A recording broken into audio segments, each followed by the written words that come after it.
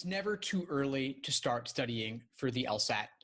I'd recommend at least minimum 3 months, but preferably 5 to 6 months. So if you're thinking about this early in the process, you're planning, it's January now, you're planning on applying this fall, you have several months ahead of you to make a major impact. There are a couple of things I'd recommend for you. First off is get yourself a study plan. I have day-by-day study plans on my site. They will show you exactly what to do every single day over the entire course of your prep. The other thing I would say is make sure that you're getting and using real LSAT prep tests. Flashcards and things like that are not that useful. The LSAT is not a memorization test. It's a way of thinking. And the longer that you can expose yourself to that way of thinking, in particular the arguments, the logical reasoning section, which is half the exam, the better off you'll be. It takes time to absorb these things, and memorization is not the way. It's a more organic understanding where you actually come to change the way you think. You learn to think more critically and more skeptically, rather than falling prey to the typical logical fallacies that we're all prone to. From there, you could go deeper. You could get my courses. I have courses that cover all sections of the LSAT: games, reasoning, reading comp, also law school admissions, also test day mindset. Those are great general overviews. You could also get my written resources, the guides and the cheat sheets and the checklists. Those are all just things to consider along the way. But to start off, I would get the most recent books of actual LSAT exams. They're published in books of 10. You can get, at this point, 52 through 61, 62 through 71, 72 to 81, and then the others are individual booklets, which you can get later. But for now, just get at least one of those books of 10 exams. That'd be your best starting point, just to familiarize yourself with the different question types and what you're going to be tested on.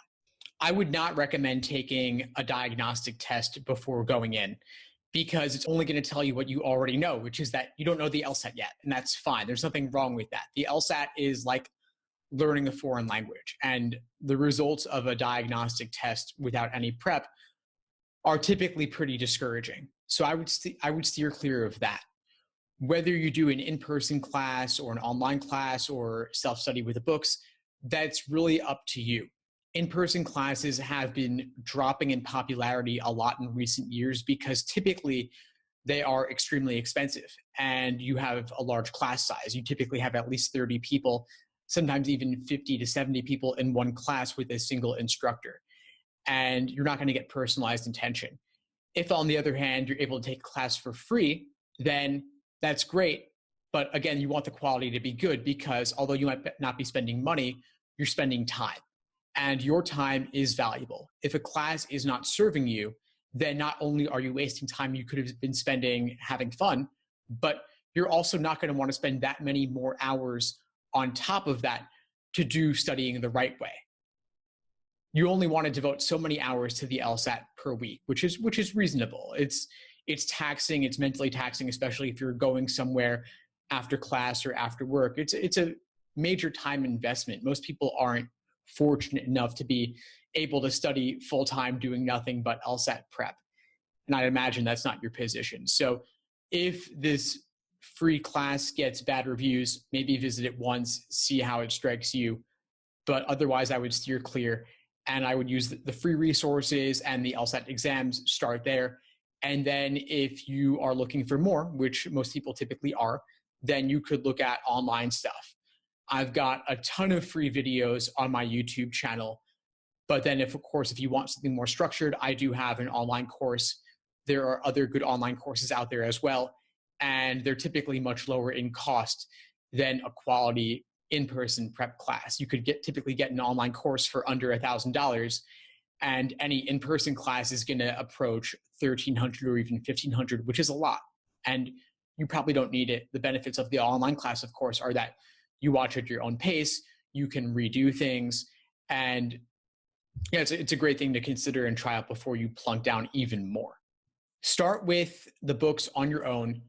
Familiarize yourself with the basics. I'm not saying to take an exam and measure your results necessarily, but start studying. Again, you could use my study schedule just to get your feet wet. And once you find yourself hitting some roadblocks and Googling and forums and that sort of thing, if they're not doing it for you, if they're not helping you achieve a breakthrough in your understanding, then it's time to consider arming yourself with additional resources. And those could be additional written resources like prep books, or those could be online video resources like an online course. So I would say start with the books, start with free stuff. And then if that's not doing it for you and you need something more structured, then go deeper and research some potential options. It could be after a few weeks or a month. Basically, it's whenever you feel frustrated enough to the point where you think to yourself, I'm not going to be able to do it alone, and I need some additional resources. I need someone guiding me along the way. But again, it depends on your timeline. If you're studying for 5 or 6 months total, then you could afford to spend a month going it alone. If, on the other hand, your timeline is shorter and then time is of the essence and it's time to start thinking about getting help sooner rather than later. I'd say overall, look for help sooner, because that way you can implement any insights you gain in your own studying going forward.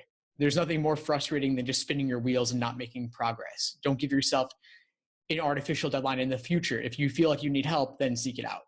So if you're thinking about when to take the LSAT, I would recommend definitely taking it in June, because June is going to be the last paper and pencil test exclusively. Starting in July, half of test takers will get assigned paper and pencil, half will get assigned digital, and LSAC chooses for you, and you don't get any advance notice, which I think is ridiculous. So I really want you to avoid that situation. If you can, we're in January, you've still got a good 5 months or so, maybe 4 months until the June LSAT. So if you can, try to get it out of the way by then. Register for June ASAP, take it then, and hopefully be done with it. If not, then you'll be one of the first guinea pigs doing the digital, which I'd rather you avoid if you can. You can retake the LSAT whenever you want, and there's not really a downside to retaking since law schools don't average multiple scores. If you take it in June and it doesn't go well, I would recommend in advance registering for July just as a backup, so that way you only have a few weeks or a month as a gap and you can stay fresh and go for the retake. But if you need more time, then go for September. So you've got to do a little bit of planning ahead. Maybe you registered for the LSAT and it ends up being for nothing, but at least you lock in your test center and you lock in your registration. It's annoying to pay a fee that you may not end up benefiting from, but it's just a drop in the bucket compared to the cost of law school tuition and all that. So if you have the summer free, go for July as your retake opportunity. But if you feel like you need more time and you want a few months, then go for September. Either way, you'll still be able to apply at the beginning of the cycle. And so it's not necessarily slowing you down in any way. Thanks for tuning into the show. Please subscribe if you haven't done so already to be notified of new episodes as I release them. And feel free to reach out if you need anything at all as you move forward with your prep.